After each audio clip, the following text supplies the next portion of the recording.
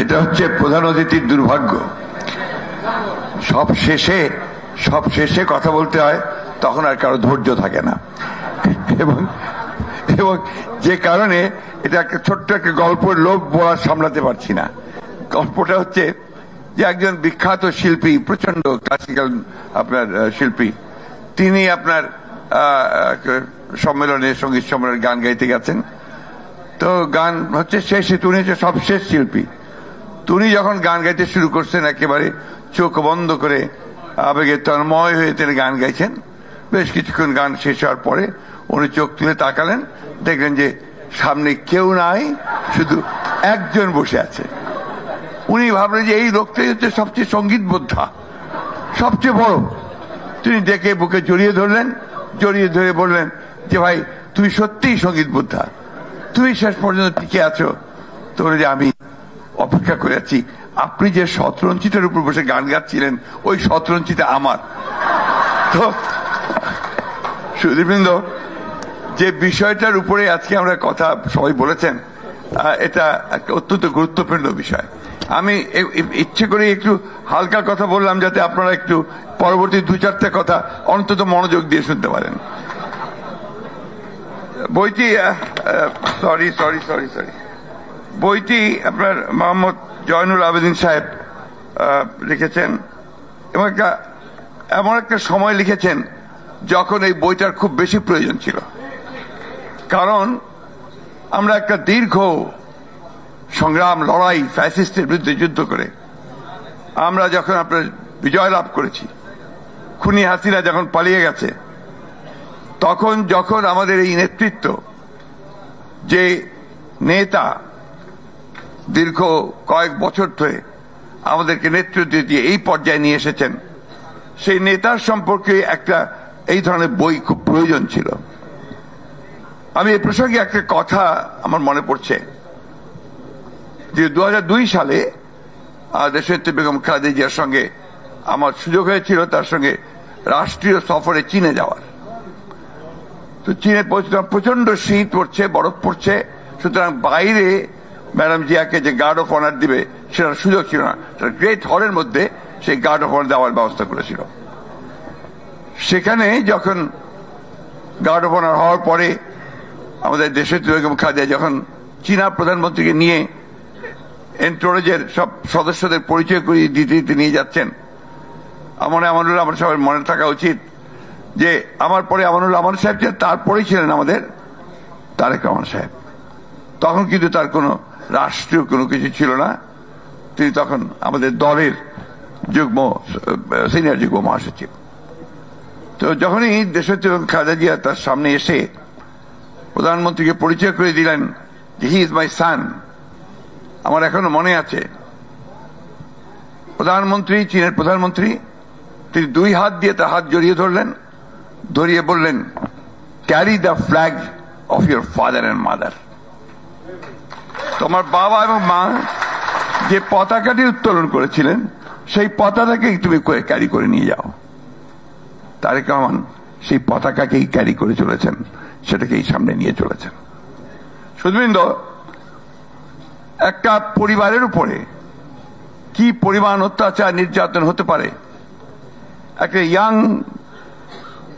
সম্ভাবনাময় নেতা, তার উপরে কিভাবে নির্যাতন হতে পারে, তা এই জিয়া পরিবারকে এবং তারেক রহমান সাহেবকে না দেখলে আমরা বুঝতে পারবো না। আমি সেই কোথায় যাচ্ছি না। তারপরে নিদারুণ নির্যাতন হয়েছে, শারীরিক নির্যাতন হয়েছে এবং মানসিক নির্যাতন হয়েছে। অথচ দেখেন, এই নেতা তিনি কিন্তু কখনো থেমে যাননি এবং মাথাও নত করেননি। মিথ্যা মামলায় তাকে সাজা দিয়ে বিদেশে পাঠিয়ে দেওয়ার পরে তিনি সেখানে চিকিৎসা নিয়েছেন। আর ইতিমধ্যে আমাদের দেশনেত্রী বেগম খালেদা জিয়াকে যখন আরেকটি মিথ্যা মামলায় সাজা দিয়ে তাকে কারাগারে পাঠানো হলো, তখন আমাদের বিএনপির নেতৃত্বে আসবে কে আসবে, এটা অনেকের মনে একটু চিন্তা ছিল। অনেকে ভাবছিল যে আমাদের senior vice chairman Tarek Rahman সাহেব এই দায়িত্ব নিতে পারবেন কিনা, কিন্তু তিনি তার কাজের মধ্য দিয়ে অতি দ্রুত সমস্ত পার্টিকে সংগঠিত করে একটা মহান একটা বিপ্লব, একটা ছাত্র জনতার অভ্যুত্থান তিনি সংগঠিত করতে নেতৃত্ব দিয়েছেন তারেক রহমান। আমি সেজন্যই কথা বলছিলাম যে বিষয়টা হচ্ছে, আমি দীর্ঘ করব না, যে তার মধ্যে যে অসাধারণ একটা সাংগঠনিক দক্ষতা আছে, তার মধ্যে যে অসাধারণ একটা গণতান্ত্রিক মন আছে, এটা আমরা যারা তার সঙ্গে কাজ করছি আমরা সেটা সবসময় বুঝতে পারি। তিনি, এটা আগে কখনো হয়নি, তিনি মাসে 4 দিন অর্থাৎ সপ্তাহে 1 দিন করে স্ট্যান্ডিং কমিটির সঙ্গে তিনি মিটিং এ বসেন, যাতে আমরা জয়েন্টলি সকলের সঙ্গে আলোচনা করে সমস্ত সিদ্ধান্তগুলো নিতে পারি। এটা অত্যন্ত বিরল ঘটনা ডেমোক্রেটিক একটা পার্টির জন্য। আপনারা আমার চেয়ে ভালো জানবেন, যারা তার সঙ্গে কথা বলেন, কাজ করেন, তারা অনেকেই জানেন যে তিনি সেই সুদূর ইউনিয়ন পরিষদ থেকে শুরু করে সেন্ট্রাল কমিটি পর্যন্ত তিনি যোগাযোগ রাখছেন প্রতি মুহূর্তে। 24 ঘন্টার মধ্যে আমার মনে হয় 18 ঘন্টাই তিনি নেতা কর্মীদের সঙ্গে সবসময় যোগাযোগ রাখেন এবং দিক নির্দেশনা দিচ্ছেন কোথায় কিভাবে কি করতে হবে। আজকে এই যে হাসিনাকে তাড়িয়ে দেওয়া সম্ভব হয়েছে, এখানে জনাব তারেক রহমানের অবদান সবচেয়ে বেশি বলে আমি মনে করি। আমরা 14 বছর লড়াই করেছি, আমাদের প্রায় 60 লক্ষ মানুষের বিরুদ্ধে মিথ্যা মামলা হয়েছে, আমাদের 20,000 মানুষকে হত্যা করা হয়েছে, 700-র উপরে নেতা কর্মীকে, আপনার এমপি সহ তাদেরকে গুম করে দেওয়া হয়েছে।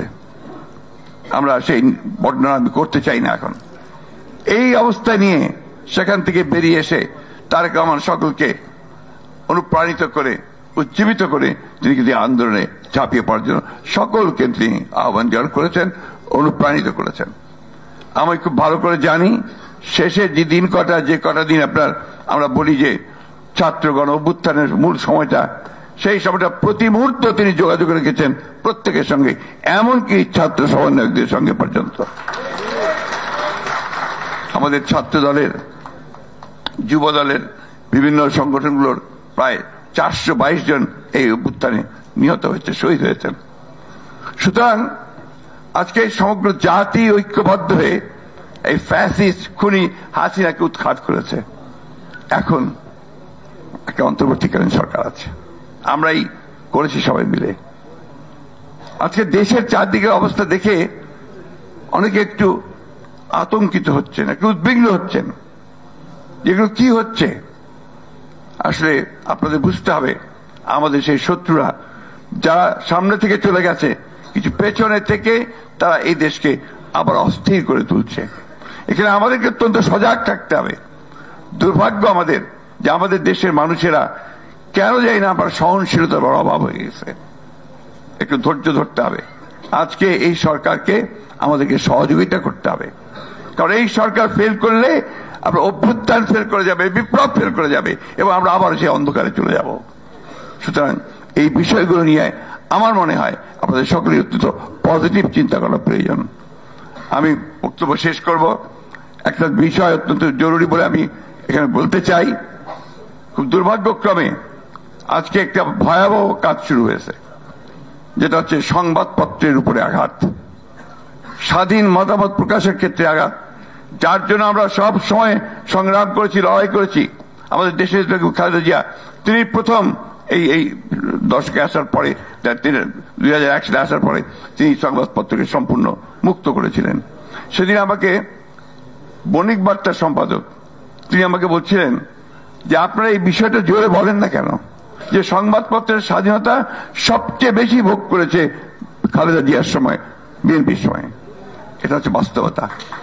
আজকে যখন আমরা দেখছি কিছু সংখ্যক হটকারী, কিছু সংখ্যক উস্কানিদাতা, তারা বিভিন্নভাবে এই সংবাদপত্রের স্বাধীনতাকে বিঘ্নিত করবার চেষ্টা করছেন, ধ্বংস করার চেষ্টা করছেন, যেটা কোনো মতেই কোনো সচেতন মানুষের, দেশপ্রেমিক মানুষের মেনে নেওয়া উচিত নয়।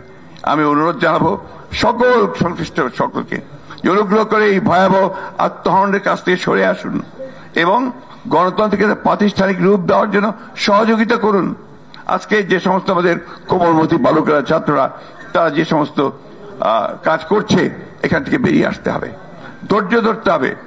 এইটা একটা অন্তর্বর্তীকালীন সরকার, এই সরকারের পক্ষে সবকিছু একসাথে করে ফেলা সম্ভব নয়। আমাদেরকে ধৈর্য ধরতে হবে, যাতে করে আমরা একটা এই ন্যূনতম সংস্কারের পরে আমরা যেটা বলেছি, কালকে আমাদের ভারপ্রাপ্ত চেয়ারম্যান সাহেব বলেছেন, তারেক রহমান সাহেব বলেছেন যে সংস্কার করতে হবে।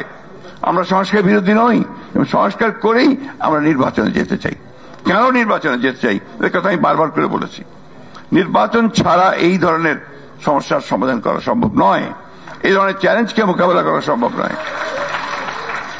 আজকে একমাত্র নির্বাচিত সরকারই পারবে সমস্ত সমস্যাগুলো সমাধান করতে।